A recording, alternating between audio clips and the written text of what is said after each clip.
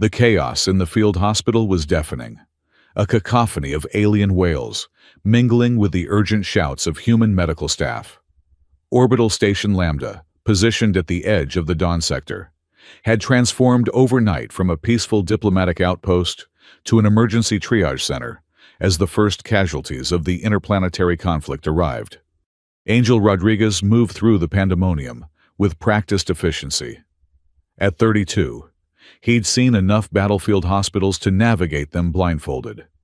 The combat medic's weathered hands, marked with scars from previous deployments, worked methodically as he triaged the incoming wounded. His fellow soldiers had nicknamed him Free Blood years ago, a moniker earned after he'd donated to half a dozen different species across 3 star systems. "Rodriguez! Over here now!" The voice belonged to Dr. Martinez, the station's chief surgeon, her face tight with concentration as she bent over a small form on the central operating table.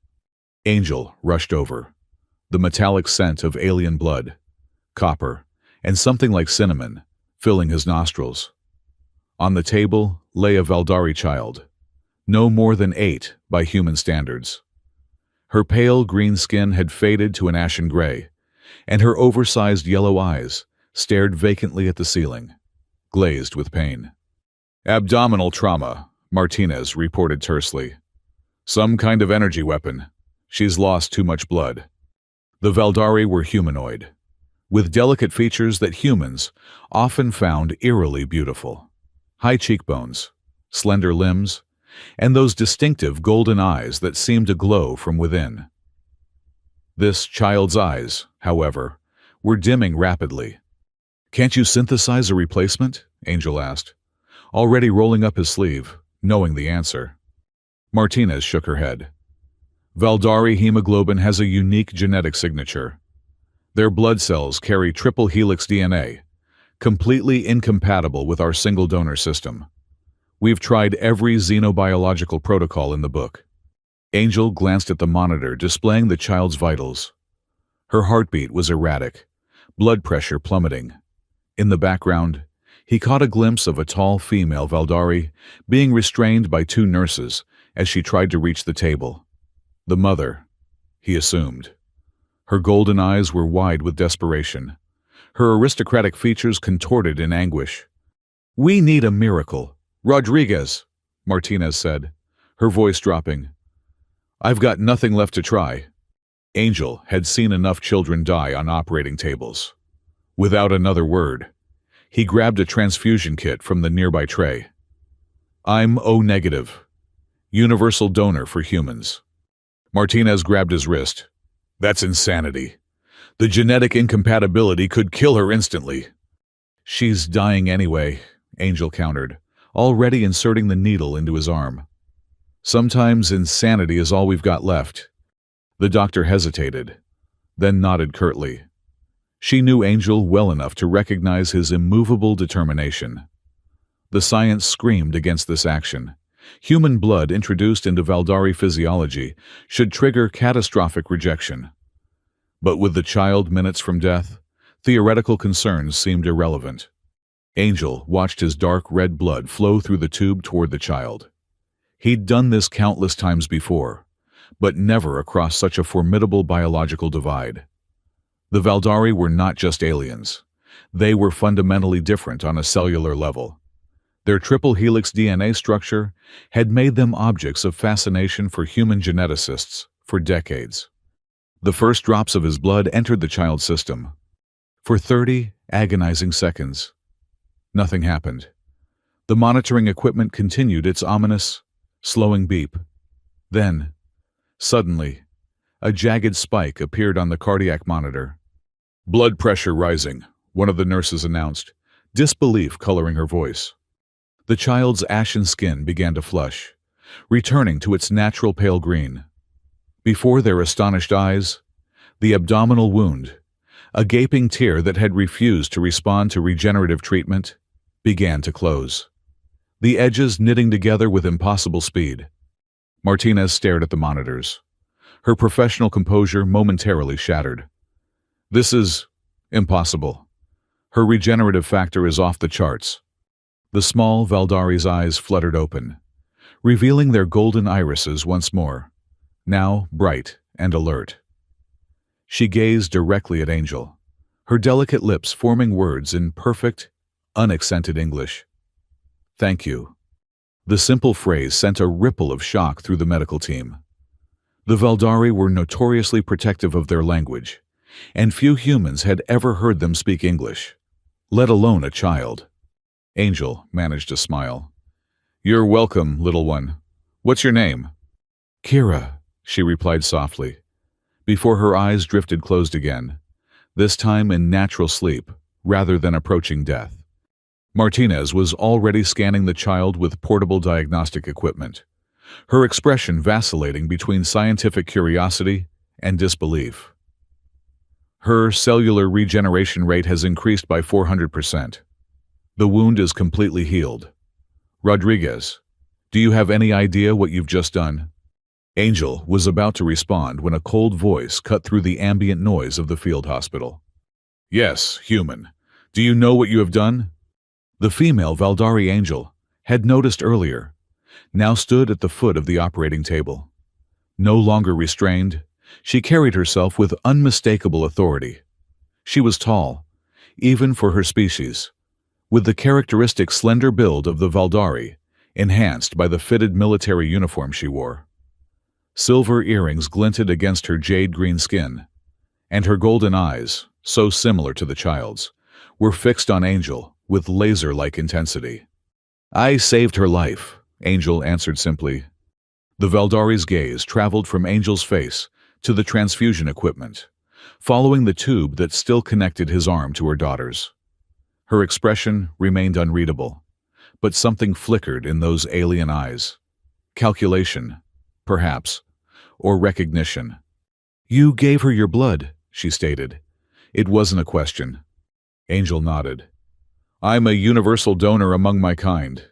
It was worth trying." "It was impossible," she countered. "Our genetic structures are incompatible. Our scientists have attempted cross-species blood integration for generations without success." Martinez stepped forward. "And yet it worked. I can't explain it. But her body not only accepted his blood, but used it to accelerate healing beyond anything in our medical records." The Valdari woman's posture shifted subtly. "I am Lanessa of Housevith. This child is my daughter, and a daughter of the Valdari Prime. By right of blood and honor, I must know your name, human." "Angel Rodriguez, combat medic, Human Coalition Forces." Lanessa's eyes narrowed as she studied him. "Angel Rodriguez," she repeated, the syllables strange in her accent. "Do you understand what you have initiated by giving your blood to a daughter of House Vath?" Angel frowned. "I initiated a medical procedure to save a dying child." A small, cold smile touched Lanessa's lips. "By the ancient laws of House Vath, when one gives blood to save a Valdari life, particularly one of royal lineage, they enter into a compact, a blood debt that must be repaid." "I don't follow," Angel said, suddenly uneasy. "I don't want payment." "It is not about payment," Lanessa replied. "It is about obligation.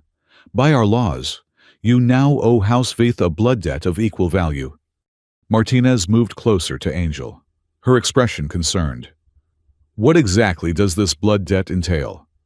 Lanessa's gaze never left Angel's face. "The only debt of equal value to life-giving blood is life-creating seed. You have entered a breeding compact with House Vath." The silence that followed her pronouncement was absolute. Angel stared at the Valdari woman, certain he had misunderstood. "A what?" he finally managed. "A breeding compact," Lanessa repeated, as though explaining a simple concept to a child. "Your genetic material has demonstrated remarkable compatibility with ours, a compatibility our scientists believed impossible. This is not merely a medical anomaly, it is a biological imperative for our people." Angel shook his head. "Lady, I donated blood to save your daughter. I didn't sign up for anything beyond that." "Yet your blood flows in her veins now," Lanessa countered. It has changed her. The genetic lesson it teaches cannot be unlearned. You are bound to us now, Angel Rodriguez, whether you acknowledge it or not. Martinez stepped between them. This is absurd. Human coalition personnel cannot be bound by alien cultural practices without consent. Whatever your traditions, they have no jurisdiction here. Lanessa's expression hardened. This station exists in shared space, Doctor, and the medical bay operates under mutual agreement protocols. Your medic chose to intervene using methods outside established medical guidelines. By doing so, he placed himself within the sphere of our laws. Around them, the medical staff and other patients had fallen silent, watching the confrontation with varying degrees of shock and fascination. Even some of the Valdari wounded seemed surprised by Lanessa's declaration. Angel disconnected the transfusion line from his arm, pressing a small bandage to the puncture site. His mind raced, trying to make sense of the situation. He'd saved countless lives during his military career, but never had an act of medical intervention resulted in whatever this was. I acted to save a life, he said carefully. That's what medics do. I respect your culture, but I'm not bound by your breeding laws. Lanessa's golden eyes seemed to glow more intensely. The genetic transformation beginning in my daughter suggests otherwise. Your blood has initiated a cellular reawakening that our scientists have sought for generations. This is not a matter of cultural obligation, but biological necessity. Martinez touched Angel's shoulder. We need to contact command. This is beyond standard diplomatic protocol. Angel nodded, but his eyes remained on Kira, peacefully sleeping on the operating table. Her small chest rose and fell steadily, her skin now healthy and vibrant.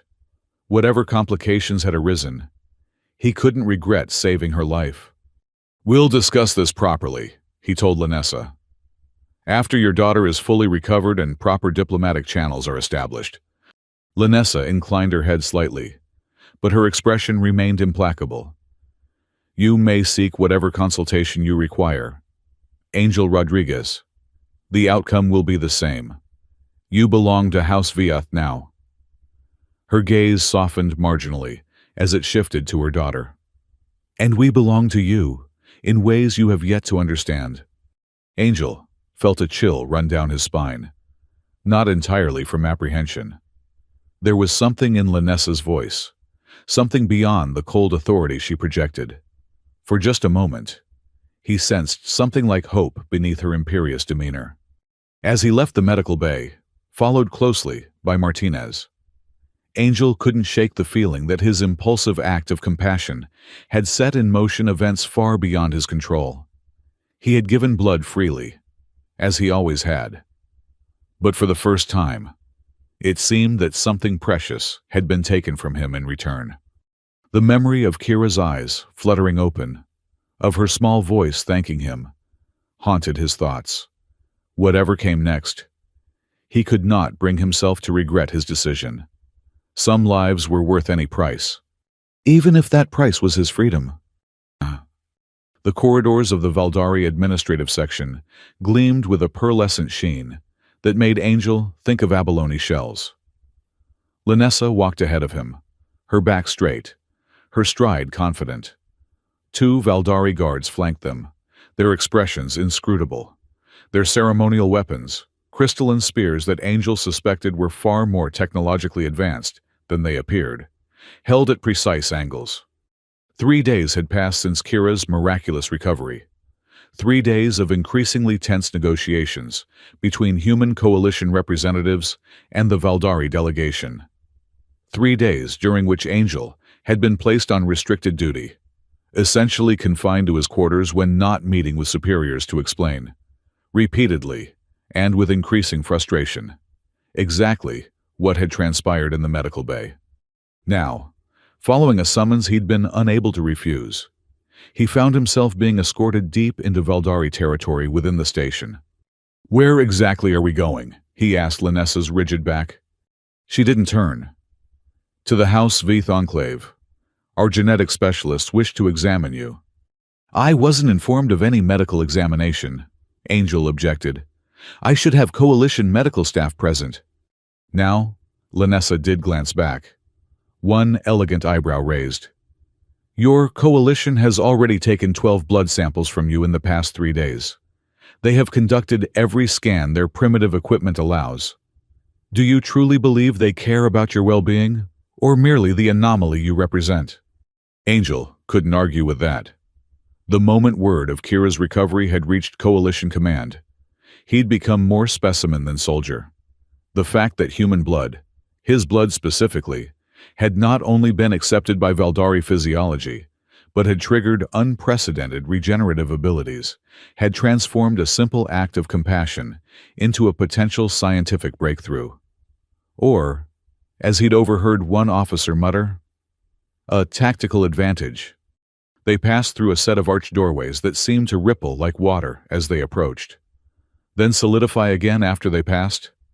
The air changed, becoming richer somehow, filled with subtle fragrances that reminded Angel of rainforests and distant spices. Other Valdari moved through the halls, some in military dress similar to Lanessa's, others in flowing robes that shimmered with colors that seemed to shift as they moved. All paused to bow their heads slightly as Lanessa passed. Angel noted their expressions, a mixture of deference and curiosity, particularly when their golden eyes flickered to him. Finally, they entered a chamber that could only be a laboratory.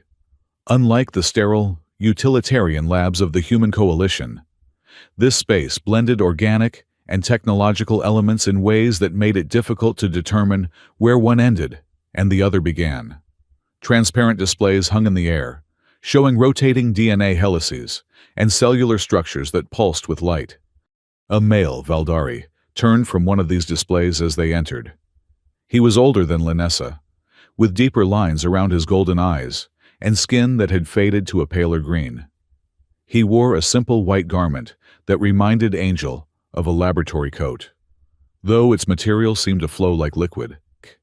"This is Dr. Vex," Lanessa introduced, "our foremost genetic specialist and a member of the High Council's Scientific Directorate." Dr. Vex inclined his head slightly.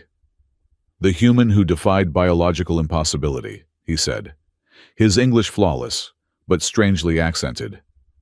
"I have been studying the samples taken from young Kira. They are remarkable." Angel shifted uncomfortably under the scientist's intense scrutiny. "I just gave blood. Nothing special about it." "On the contrary," Dr. Vex replied, gesturing to one of the floating displays. It shifted, zooming in on what appeared to be a cellular interaction. "Your blood contains a genetic sequence that perfectly complements our regenerative mechanism. Every previous attempt at cross-species integration has failed catastrophically." The display changed again, showing a split image. On one side, cells being destroyed by what appeared to be an aggressive immune response. On the other, cells merging harmoniously, glowing with vitality. "The left shows our previous attempts at introducing non-Valdari genetic material," Dr. Vex explained. "The right shows what happened when your blood entered Kira's system." Angel studied the display, his medical training allowing him to grasp the basics of what he was seeing, if not the complex genetic interactions. "So my blood is compatible with Valdari physiology. That's interesting from a medical standpoint, but I don't see how it leads to what Lanessa is suggesting." Dr. Vex exchanged a glance with Lanessa before responding. "It is more than mere compatibility. Medic Rodriguez, your blood has activated dormant genetic pathways in Kira's DNA. Her regeneration factor has increased by more than 40%, and her neural pathways show increased cross-hemisphere integration."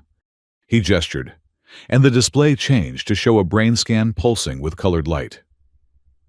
"This level of neural activity has not been seen in Valdari children for 3 generations." Angel frowned. "What does that mean, exactly?" Lanessa stepped forward.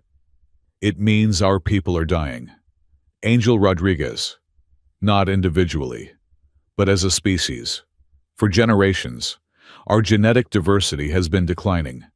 Each new generation is born weaker, with diminished regenerative capabilities and reduced cognitive potential.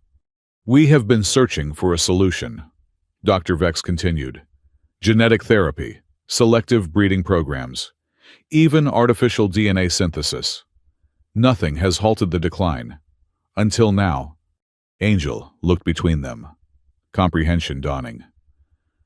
You're saying my blood somehow reversed this genetic decline in Kira? Not just reversed, Lanessa replied. Transformed. The genetic markers we're seeing in her now exceed even our historical baselines. Angel ran a hand through his hair, struggling to process the implications. So you want my blood for research? Fine. Take what you need.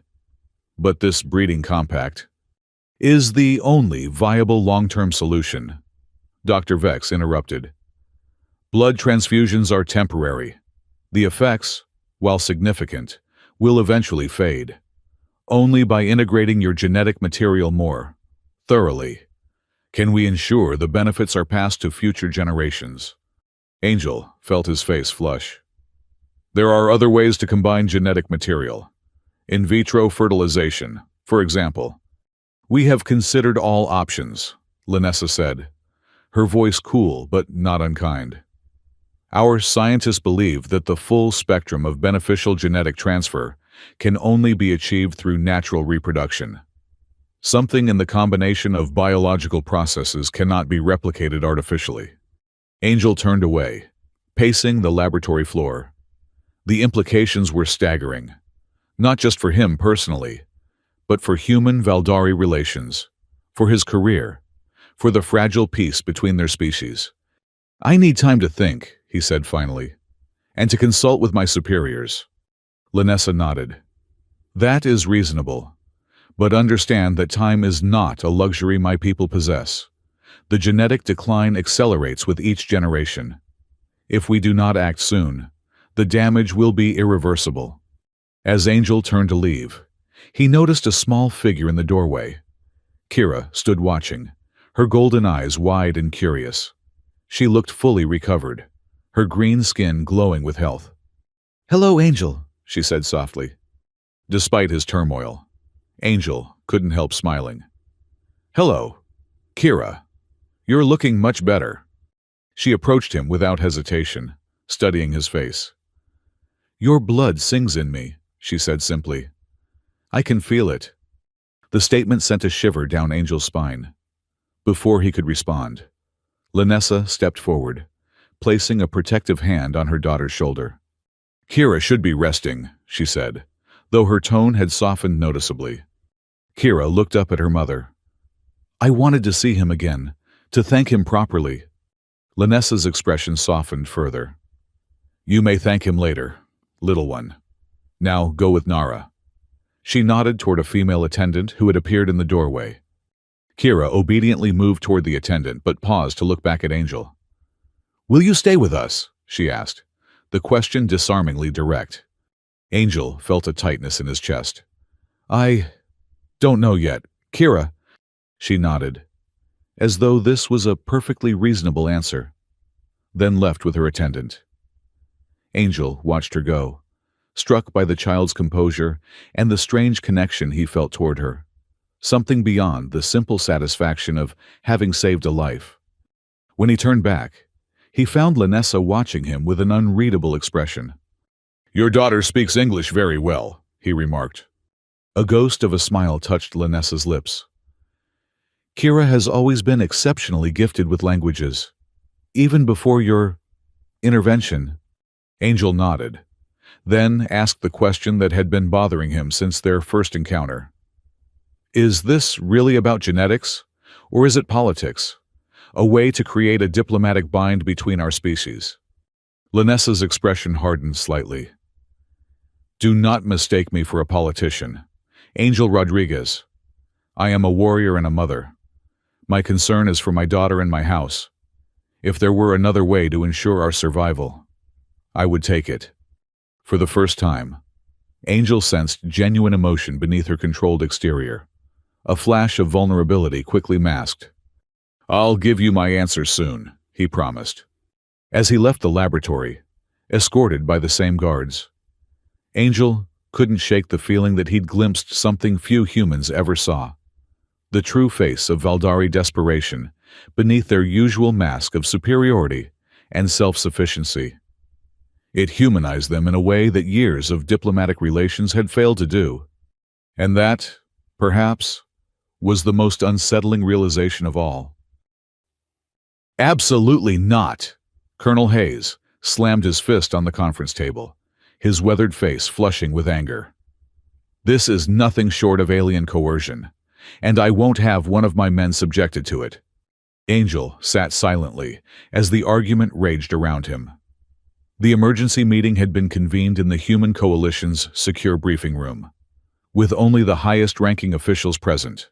Colonel Hayes, the military commander of the station's human contingent, faced Ambassador Cole across the table.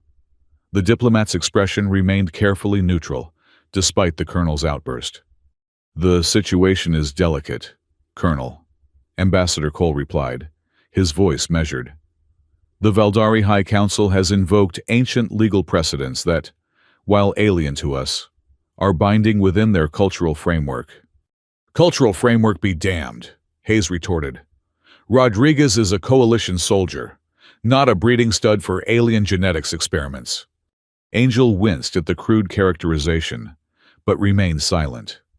For 3 hours, they had been discussing his future as though he weren't present, debating the political, military, and scientific implications of the Valdari proposal. Ambassador Cole steepled his fingers. "The scientific data is compelling.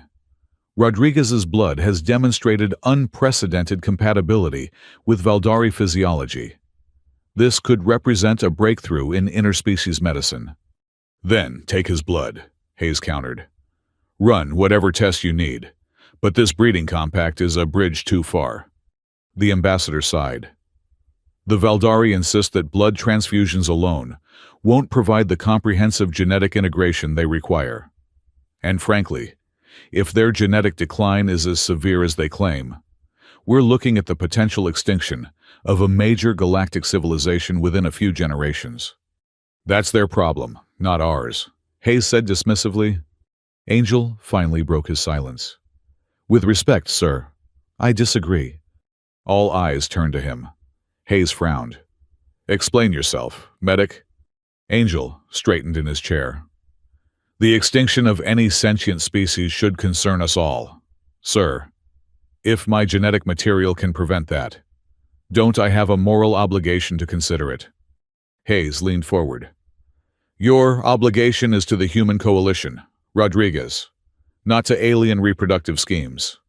The Valdari are our allies," Angel pointed out. "Unstable allies, perhaps, but allies nonetheless.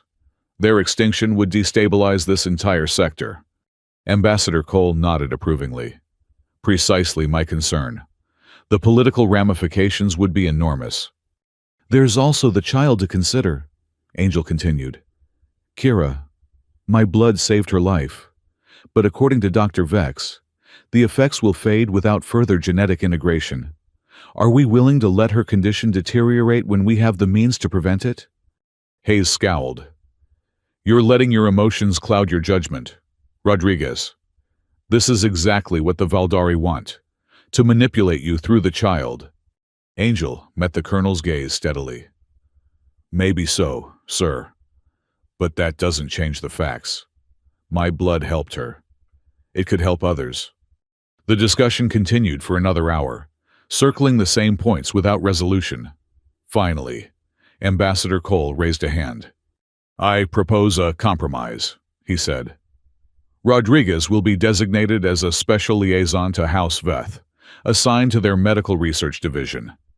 This gives us official oversight while allowing the Valdari to conduct further compatible genetic research.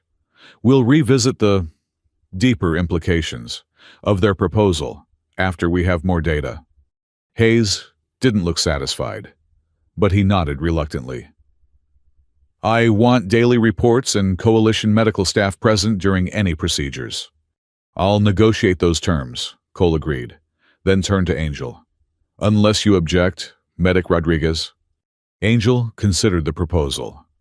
It was a diplomatic sidestep, delaying the ultimate decision while allowing for further research. It wasn't a solution, but it bought time for all of them. "I accept the assignment, sir," he said finally. As the meeting broke up, Hayes pulled Angel aside. "You're making a mistake, son," he said, his voice low and concerned. "Once you're in their territory, under their authority, who knows what they'll do?" Angel appreciated the concern, even from the gruff colonel. "I'll be careful, sir, but I have to see this through." Hayes shook his head. "That Valdari woman has gotten into your head. Don't let a pretty alien face distract you from your duty." Angel frowned. "This isn't about Lanessa, sir. It's about doing what's right. Just watch yourself," Hayes warned, "and remember where your true loyalties lie." As Angel left the briefing room, he found Ambassador Cole waiting for him in the corridor. "That was well handled," the diplomat said. "Both Hayes and I expected you to reject the assignment outright." Angel shrugged. "I'm still considering all options, sir, but I can't ignore the potential benefits of cooperation." Cole studied him thoughtfully. "Off the record, Rodriguez, I think there's something the Valdari aren't telling us about this situation. Their insistence on natural reproduction seems excessive, given their technological capabilities." "You think they have ulterior motives?" The ambassador smiled thinly. "Everyone has ulterior motives. The trick is figuring out what they are before you're in too deep." He clapped Angel on the shoulder. "Good luck, Medic. You're venturing into uncharted diplomatic territory." Angel returned to his quarters to find new orders already loaded onto his personal terminal. Effective immediately. He was reassigned as Interspecies Medical Liaison to House Futh, with housing relocated to the Valdari section of the station. As he packed his meager belongings, Angel wondered if he was making the biggest mistake of his life. The rational part of his mind screamed warnings about alien manipulation and cultural misunderstandings. Yet something deeper, something he couldn't quite articulate, pulled him toward this strange destiny. The image of Kira's face, transformed from death's door to vibrant health, haunted him. The memory of Lanessa's golden eyes, filled with a complex mixture of imperial authority and desperate hope, lingered in his thoughts. There was more to this situation than politics or science, more than duty or obligation. Something profound was happening, a biological impossibility that had become reality through a simple act of compassion. Whatever awaited him in the House Voth enclave, Angel knew he had crossed a threshold from which there was no returning to his former life.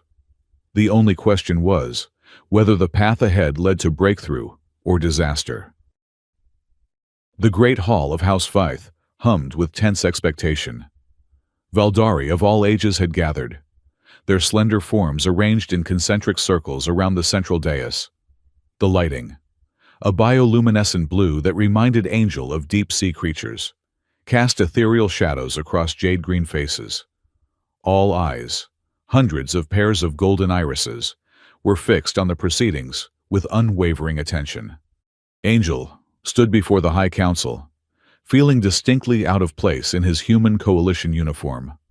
Though he'd been living in the Valdari enclave for nearly 2 weeks, he had never been summoned to a formal council session before.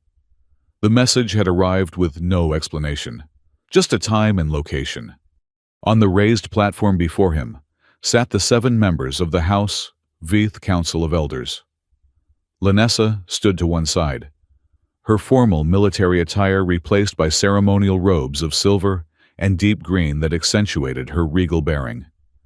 She had not spoken to him since his arrival, though he had seen her frequently in the research facility, observing his interactions with the medical team from a distance.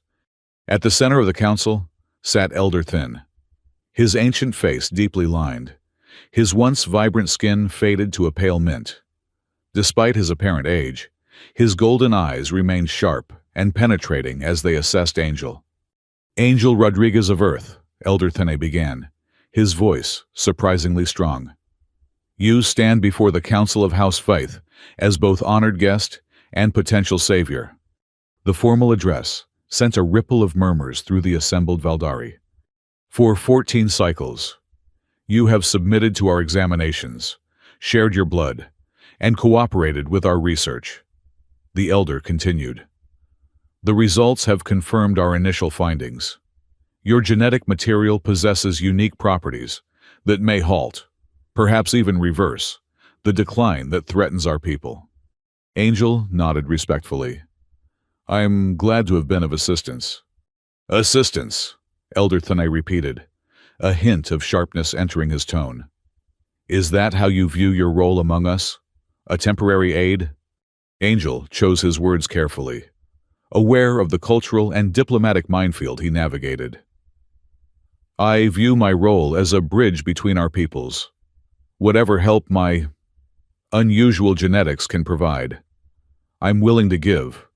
Within limits, Elder Thene noted, his golden eyes narrowing. You have yet to accept the breeding compact proposed by Matriarch Lanessa. All eyes in the hall shifted briefly to Lanessa, whose expression remained impassive. Angel felt a flush creep up his neck, but maintained his composure. The proposal has significant implications, personal, political, and ethical. I've been considering it carefully. Elder Thin leaned forward. While you consider, our children grow weaker. The regenerative capability that once defined our species continues to fade. The genetic reawakening we witnessed in young Kira offers the first hope our people have had in generations. A female elder to Thena's right spoke up. Our scientists report that the effects of your blood transfusion in Kira are beginning to diminish. Without further genetic integration, the benefits will eventually disappear entirely. Angel had feared this might happen. Dr. Vex had warned that single exposure effects would likely be temporary. Still, hearing it confirmed sent a pang of concern through him. In the past 2 weeks, he had spent time with Kira, ostensibly as part of the medical monitoring, but increasingly because he genuinely enjoyed her company. The thought of her returning to a diminished state troubled him deeply. What exactly are you asking of me? Angel questioned, though he knew the answer. Elder Thena's expression hardened. We require your decision, human. Will you fulfill the breeding compact with Matriarch Lanessa, ensuring the future of House Veith? Or will you deny us, condemning our lineage to gradual extinction? The stark framing of the question hung in the air. Angel glanced at Lanessa, whose golden eyes met his without flinching. Despite their limited personal interaction, he had become increasingly aware of her. Her presence in a room, her voice when she spoke to others, even the subtle jasmine-like scent that seemed to accompany her. Before Angel could respond, the doors to the great hall burst open. Colonel Hayes strode in, flanked by 4 armed human coalition soldiers. Behind them came Ambassador Cole, looking distinctly uncomfortable. This meeting is over, Hayes announced, his voice echoing through the suddenly silent hall. Medic Rodriguez is being recalled to Human Coalition Command, effective immediately. Elder Then rose slowly to his feet, his frail appearance belied by the authority in his stance. This is an internal matter of House Faith, Colonel. You have no jurisdiction here. Hayes approached the dais, ignoring the ripple of tension that spread through the assembled Valdari. Rodriguez is a coalition soldier. His primary allegiance is to Earth and humanity, not to alien breeding programs. Lanessa stepped forward, her voice cold. Angel Rodriguez entered into preliminary agreement when he gave his blood to my daughter. To withdraw now would constitute a grave dishonor. Dishonor? Hayes scoffed.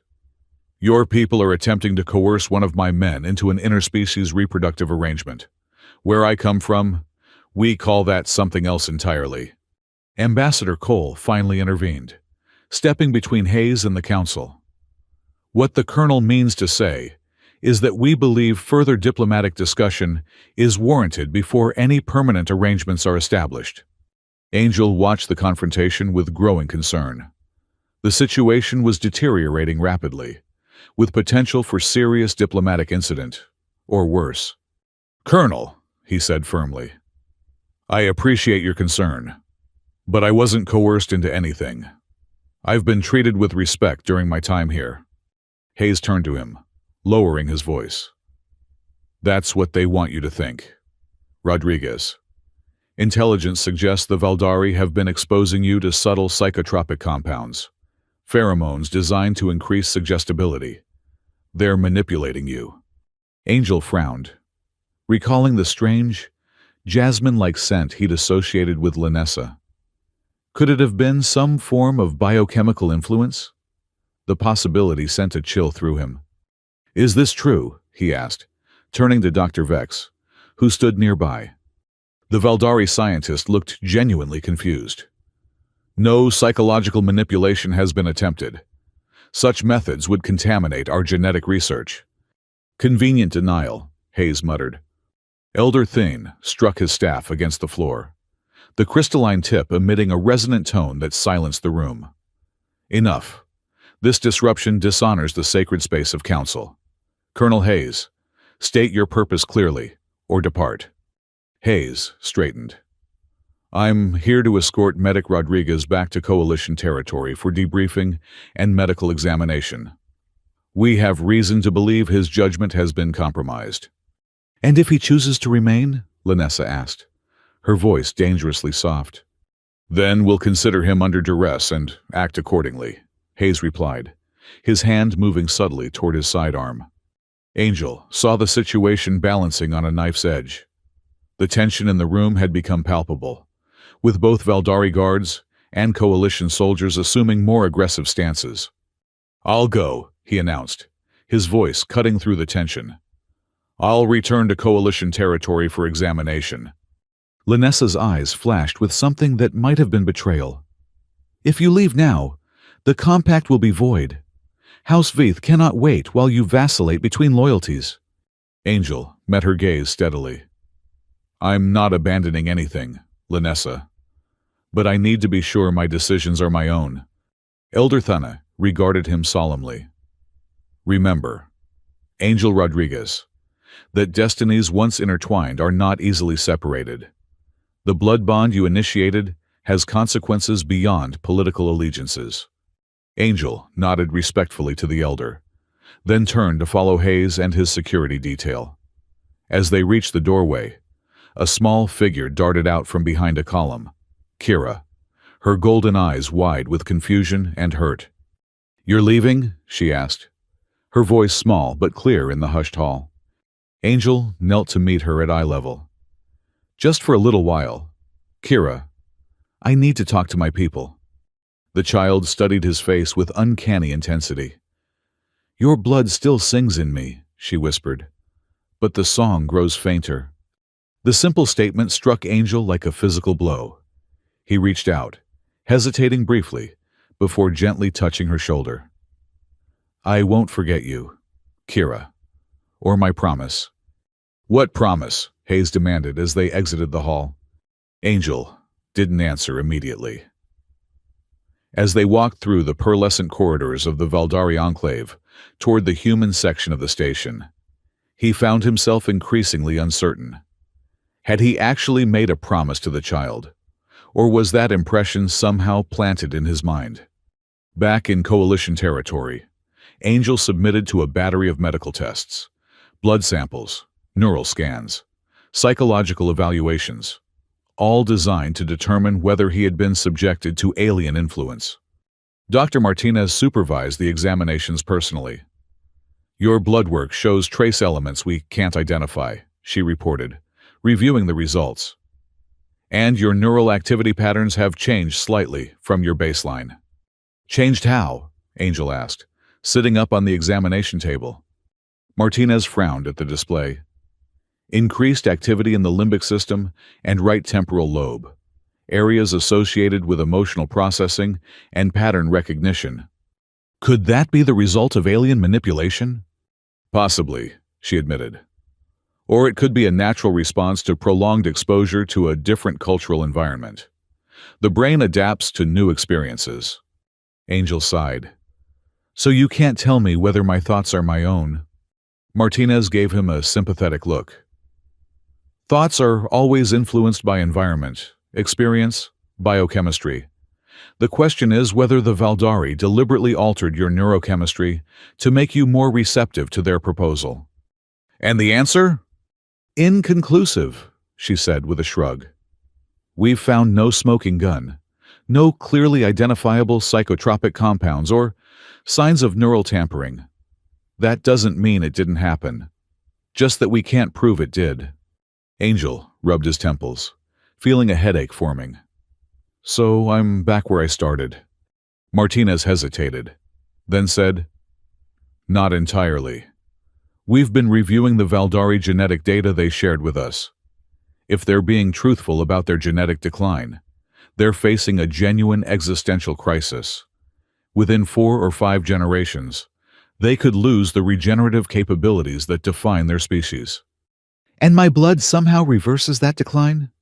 Your blood contains a unique configuration of stem cell markers that appears to activate dormant genetic pathways in Valdari physiology, Martinez explained. It's not just compatibility. It's like you have a key to a door they thought was permanently locked. Angel considered this. So they need me. They need what you carry in your DNA, Martinez corrected. But their insistence on natural reproduction is puzzling. With their level of genetic technology, artificial methods should be equally effective. Angel recalled Dr. Vex's explanation. They claim the full spectrum of beneficial genetic transfer can only be achieved through natural reproduction. Something about the combination of biological processes that can't be replicated artificially. Martinez looked skeptical. That sounds more like religious belief than science. Maybe for the Valdari, the line between the two isn't so clear, Angel suggested. Before Martinez could respond, the door to the examination room slid open. Ambassador Cole entered, looking grave. We have a situation, he announced without preamble. The Valdari High Council has convened an emergency session. They're threatening to terminate the alliance treaty unless Rodriguez is returned to complete the breeding compact. Angel stared at him in disbelief. They'd risk interstellar war over this? Cole shook his head. It's more complicated. Apparently, word of your compatibility has spread through Valdari society. It's being interpreted as a prophesied event, something from their ancient religious texts about blood that awakens. Martinez frowned. So this has become a religious issue.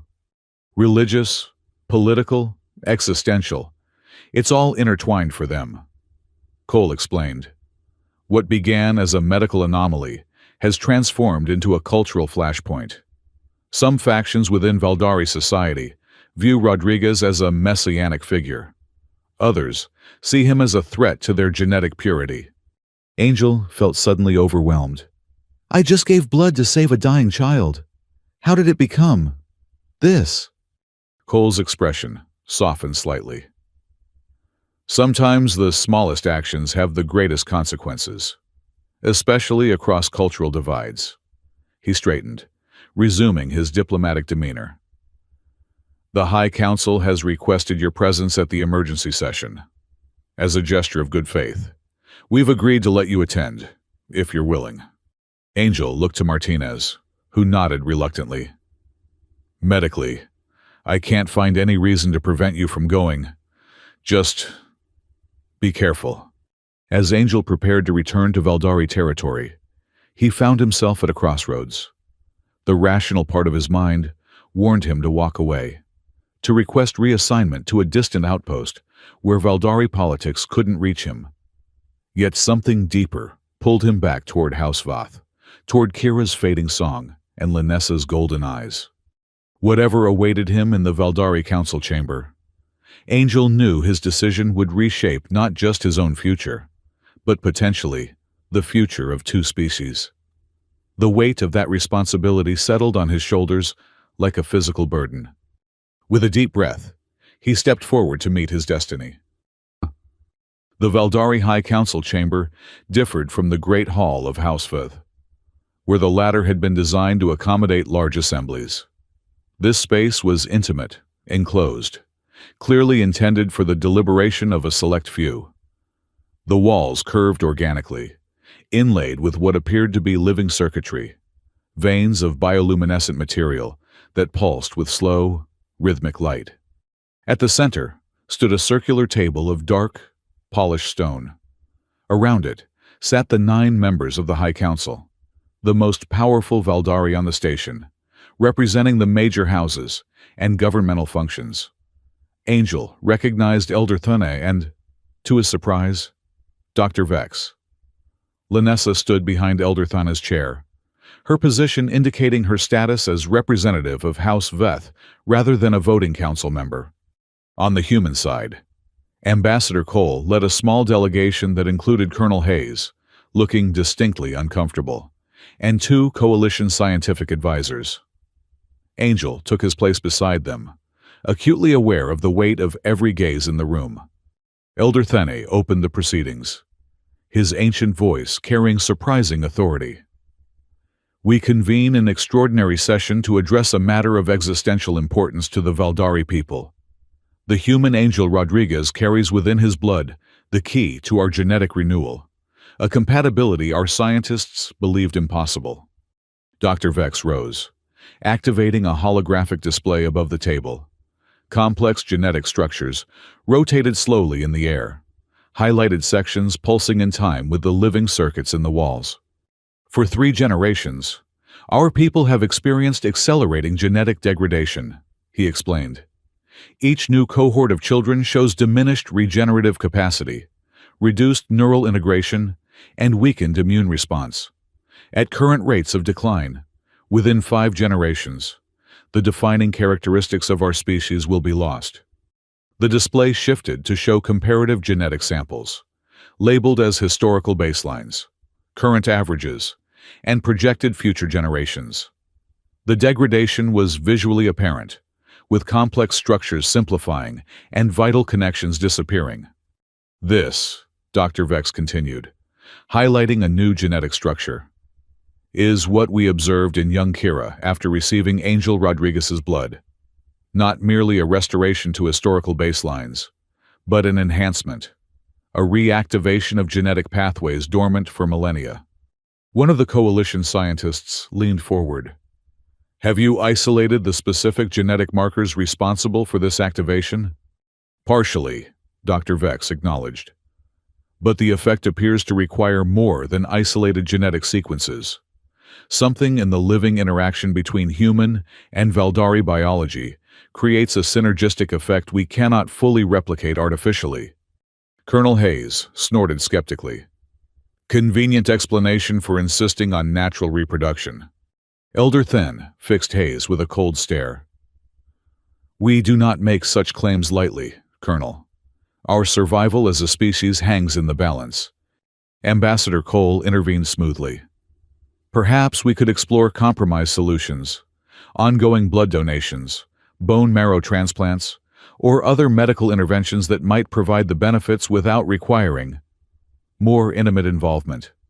We have considered all alternatives, Dr. Vex replied. While blood transfusions provide temporary benefits, they fade without genetic integration. Only by combining our DNA through natural reproductive processes can we ensure the permanent transfer of these beneficial traits to future generations.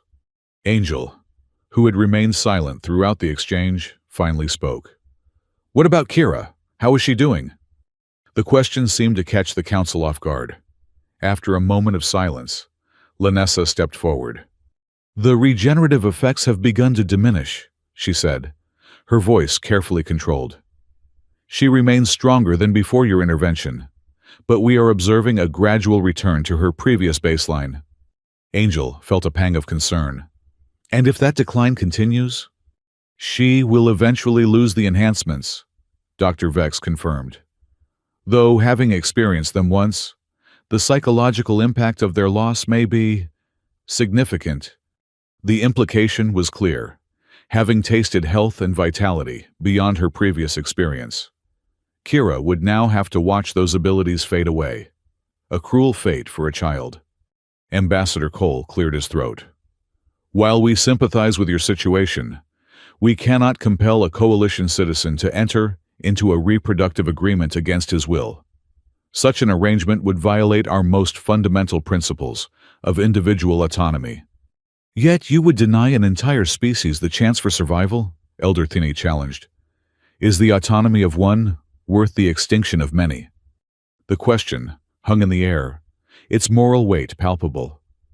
Angel found himself torn between competing principles: personal freedom versus collective need, individual choice versus species survival.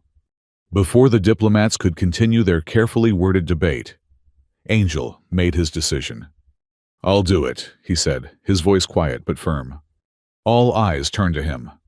Colonel Hayes looked shocked, Ambassador Cole concerned, the Valdari elders cautiously hopeful.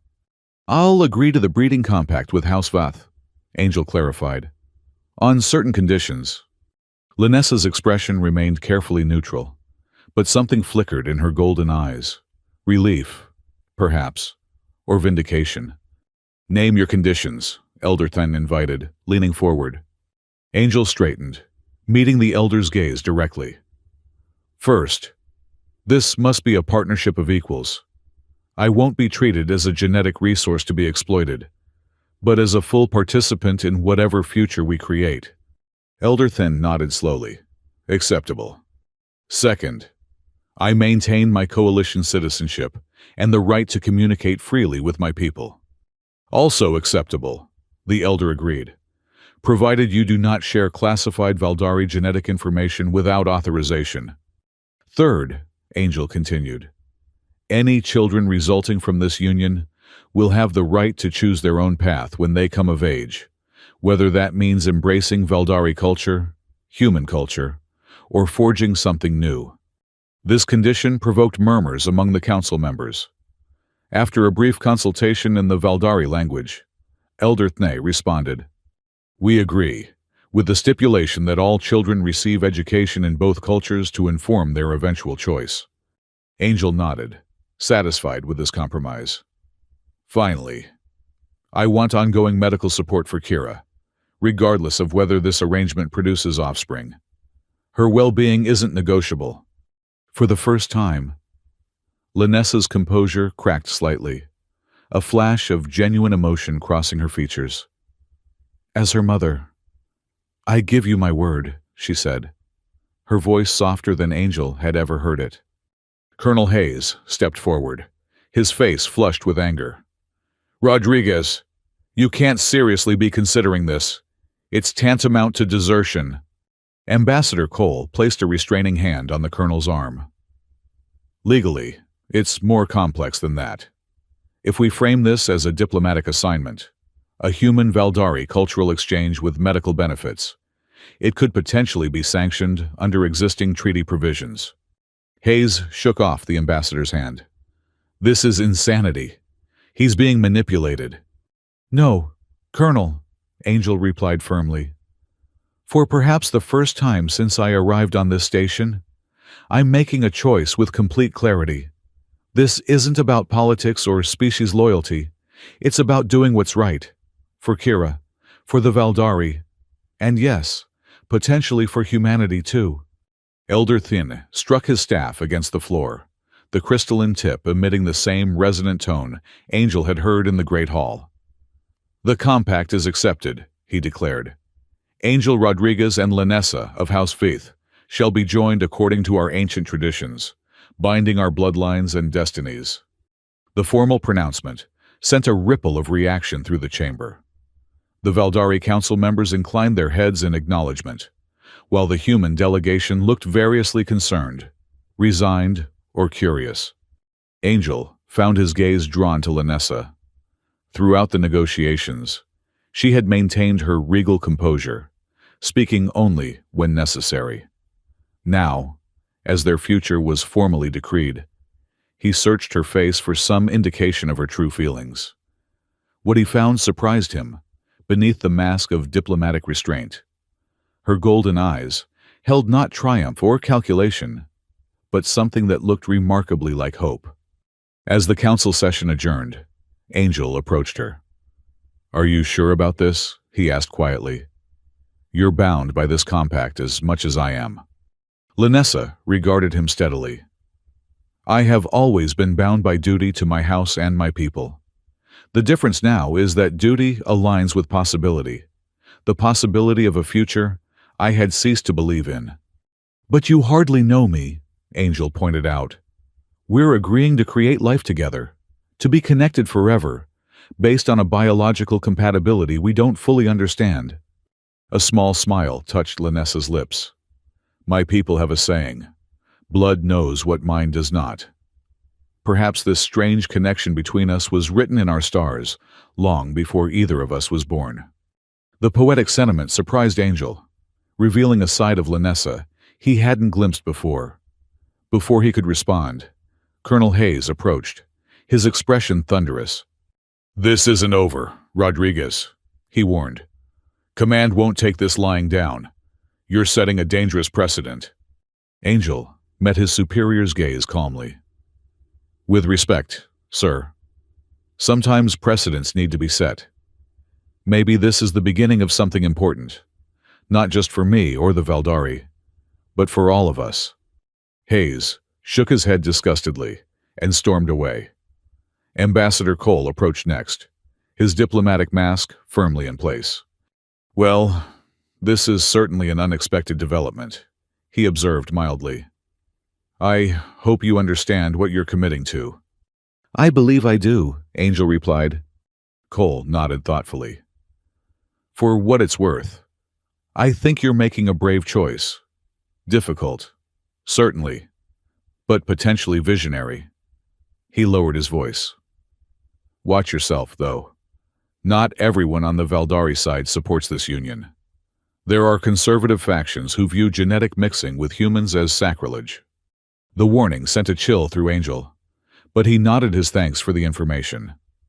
As Cole departed, Dr. Vex approached, his expression animated with scientific excitement.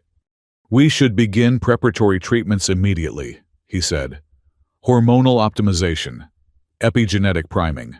There are numerous protocols that can enhance compatibility and increase the probability of successful conception."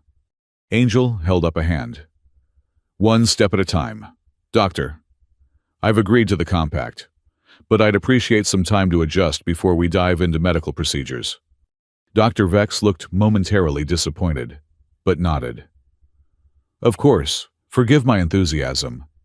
This represents the culmination of my life's work, a potential solution to a problem that has haunted our people for generations."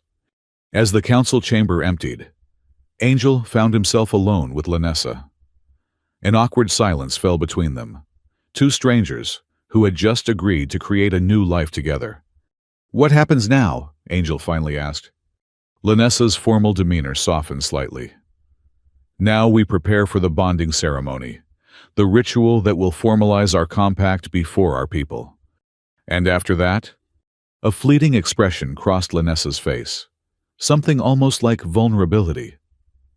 "After that, we learn to know each other, Angel Rodriguez, not as representatives of our species, but as two beings joined by blood and destiny."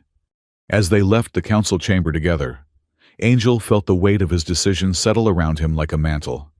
He had chosen a path that would forever alter his life, one that separated him from everything familiar and bound him to an alien future. Yet alongside the apprehension came a strange sense of rightness. Whatever lay ahead, whatever challenges, dangers, or wonders awaited, he had made this choice freely, guided by compassion and hope, rather than fear or obligation. As they walked through the pearlescent corridors of the Valdari enclave, their steps falling into natural synchronization, Angel glimpsed a small figure waiting ahead, Kira, her golden eyes bright with anticipation. Some choices, he reflected, were worth any price. The bonding chamber pulsed with bioluminescent light, casting rippling patterns across the assembled guests. Valdari tradition blended seamlessly with ceremonial technology, ancient symbols projected by modern means, ritual chants amplified by subtle acoustics that made them seem to emanate from the walls themselves. Angel stood at the center of the chamber, dressed in ceremonial robes that combined Valdari design with elements of human military formal wear, a hybrid garment created specifically for this unprecedented occasion. The fabric seemed to respond to his body temperature, adjusting its texture and fit as he moved. Across from him stood Lanessa, transformed by her ceremonial attire. Gone was the severe military uniform, replaced by flowing robes of deepest green and silver that accentuated her tall, slender form.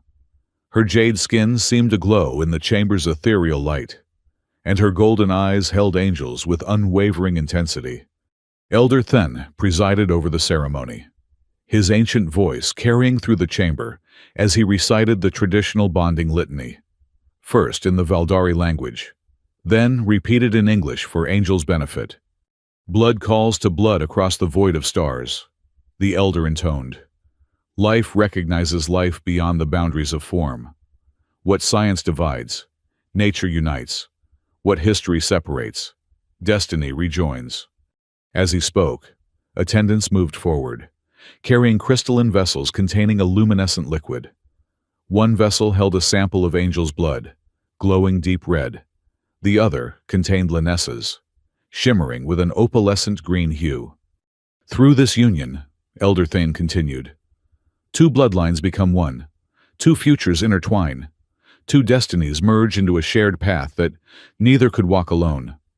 The attendants poured the blood samples into a central basin, where they swirled together, creating patterns of red and green that gradually blended into a shimmering purple. The combined fluid began to emit a soft, pulsing light that matched the rhythm of the chamber's bioluminescence. Angel Rodriguez of Earth, do you freely enter this compact, binding your blood and lineage to House Vythe for all generations to come? Angel took a deep breath. From the corner of his eye, he could see the small human delegation, Ambassador Cole, Dr. Martinez, and a few others who had supported his decision. Colonel Hayes was conspicuously absent. I do, Angel replied, his voice steady. Elder Thun turned to Lanessa. Lanessa of House Vythe, do you freely accept this compact, binding your blood and lineage to this son of Earth for all generations to come? Lanessa's golden eyes never left Angel's. I do, she answered, her voice carrying a resonance that seemed to vibrate through the chamber. Then, by the authority of the High Council and the ancient laws of our people, I declare this compact sealed. Elder Then proclaimed, what blood has joined, let no power divide. At this pronouncement, the blended blood in the basin began to glow more intensely. Elder Then dipped his fingers into the mixture, then pressed them first to Angel's forehead, then to Lanessa's, leaving a small purple mark on each.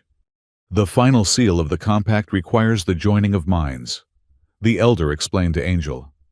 A brief telepathic connection that will bind your consciousness to Lanessa's.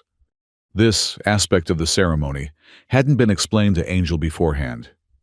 He glanced at Ambassador Cole, who looked equally surprised. Is this safe? Angel asked quietly.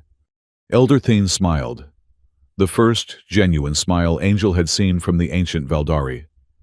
For most humans, such a connection would be impossible. But your blood has already demonstrated unusual compatibility with our biology. The mental bond should form naturally. Angel hesitated, then nodded his consent. Lanessa stepped closer, raising her slender hands to gently touch the sides of his face. Her fingers were cool against his skin, sending a strange tingling sensation through his nerve endings.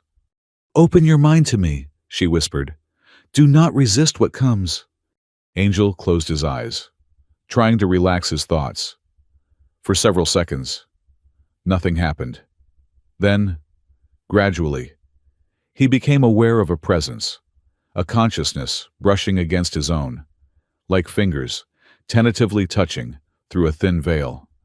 The sensation intensified, becoming a flow of impressions rather than coherent thoughts. Emotions washed over him, determination, hope, fear, and beneath these, a fierce protectiveness that he instinctively understood was Lanessa's love for her daughter. Images flickered through his mind. Kira as an infant. Lanessa standing before the High Council, defending her house's honor. The terrible moment when she had seen her daughter wounded and believed her lost. Interspersed with these came memories Angel recognized as his own. His first battlefield experience. The satisfaction of saving his first patient. The moment he had decided to become a medic rather than a combat soldier. The memories flowed between them, creating a shared tapestry of experience that transcended words. Then, unexpectedly, a deeper connection formed. Angel glimpsed something beyond individual memories, a sense of Lanessa's essence, the core of who she was beneath title and rank and carefully maintained composure. He felt her strength, her unwavering dedication to her people, and most surprisingly, a deep capacity for love that she had kept carefully guarded. In return, he felt her presence within his mind, exploring his thoughts with curiosity and growing wonder. He sensed her surprise at the depth of his compassion, her respect for his courage, and her cautious hope for what their union might become. The connection lasted only moments. Yet, when Lanessa finally lowered her hands and stepped back, Angel felt fundamentally changed. He had glimpsed something few humans ever experienced, the inner world of an alien consciousness, not as theoretical understanding, but as lived experience. "The compact is complete," Elder Thnay announced. "Angel Rodriguez and Lanessa are now joined by blood, law, and mind." The assembled Valdari raised their hands in a gesture of acknowledgement. On the human side, the reaction was more subdued, curious glances, whispered conversations, and from Ambassador Cole, a diplomatic nod of approval. As the formal ceremony concluded, guests approached to offer congratulations. Dr. Vex could barely contain his scientific enthusiasm. Already speaking of medical protocols and genetic monitoring, Ambassador Cole offered diplomatic platitudes that nevertheless contained genuine good wishes. Kira approached last, her small hand slipping into Angel's with natural ease. "Are you my father now?" she asked directly, her golden eyes serious. The question caught Angel off guard. He glanced at Lanessa, who nodded slightly, indicating he should answer honestly. "Not by blood," Angel replied gently, "but by choice and commitment. Yes, I suppose I am." Kira considered this, then nodded with the gravity of a child processing complex information. "Good. I have felt you in my blood since you saved me. Now you will be in our family forever." The simple statement, delivered with absolute certainty, touched Angel deeply. Whatever political and scientific implications surrounded this union, Kira's perspective cut through to the essential truth. They were now, in some fundamental way, family. As the ceremony transitioned to a more informal gathering, Angel found himself approached by one of the coalition scientists who had witnessed the proceedings. "That telepathic connection," the scientist said without preamble. "Did you actually experience it? Or was it symbolic?" Angel considered how to explain something that defied easy description. "It was real," he said finally. "I sensed her thoughts, memories, emotions, not in words, but in impressions." The scientist looked fascinated. "The implications are enormous. If human and Valdari neural patterns can achieve temporary synchronization, it suggests fundamental similarities in consciousness despite our biological differences."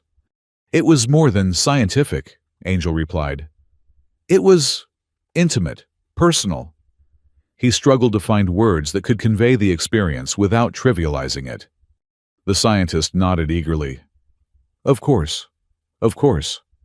But the neurological implications alone could revolutionize our understanding of xenobiology. Would you be willing to undergo neural scanning to document the changes?" Before Angel could respond, Lanessa appeared at his side. "My bondmate will be available for your scientific inquiries at a later time," she said, her tone polite but firm. Today is for ceremony, not experimentation. The scientist retreated, looking slightly abashed. Angel gave Lanessa a grateful glance. Thank you. I'm not sure I could handle being a lab specimen right now. A hint of amusement touched Lanessa's lips. You will need to become accustomed to scientific interest. What has happened between us is unprecedented. It will attract attention from both our peoples. I suppose that's true, Angel acknowledged. But it would be nice to have some time to adjust before being studied like a curious anomaly. Lanessa's expression softened. We will have that time. I have arranged for us to have 3 days of privacy following the ceremony, a traditional period of seclusion for newly bonded pairs. The implication sent a flush of heat through Angel. Despite the compact's reproductive purpose, he and Lanessa had not yet discussed the physical aspects of their arrangement.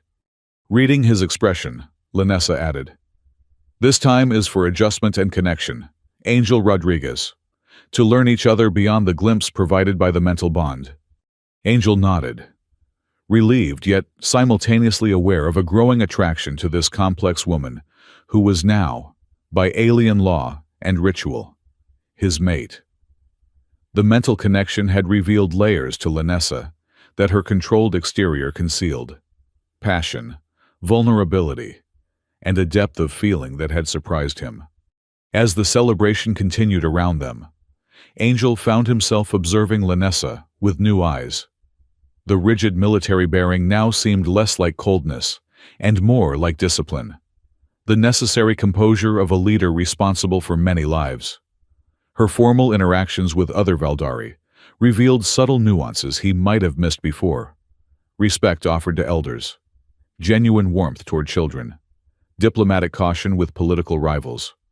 When their eyes met across the chamber, Angel felt an echo of the mental connection they had shared, a resonance that transcended their biological differences and cultural divides. Whatever had brought them together, chance, biology, or some deeper destiny, they were now irrevocably connected. For better or worse, their paths had merged into a single journey toward an uncertain, but potentially revolutionary future. 6 months after the bonding ceremony, Angel stood at the viewport in their private quarters, watching the twin suns of Valdari Prime sink toward the horizon. The larger star blazed orange, while its smaller companion glowed blue-white, creating a spectacular prismatic effect as their light filtered through the planet's atmospheric layers. In the half-year since their union, much had changed. Angel had been officially redesignated as interspecies liaison and genetic researcher, a title created specifically for his unique position. The Human Coalition, after initial resistance, had grudgingly accepted the arrangement, partly due to Ambassador Cole's diplomatic maneuvering, partly because the scientific benefits had proven too valuable to ignore. The mental bond initiated during their ceremony had developed beyond anyone's expectations.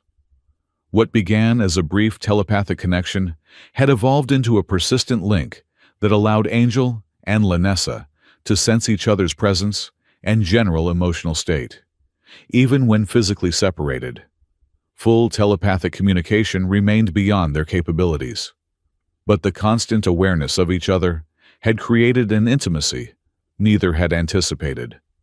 Their personal relationship had evolved similarly, tentative at first, gradually deepening into genuine partnership. Angel had discovered that beneath Lanessa's formal exterior lay a complex woman of fierce intelligence and surprising compassion. She, in turn, had adapted to his more direct human approach, with increasing appreciation for its honesty. Most significant of all, Lanessa was now in the final stage of pregnancy.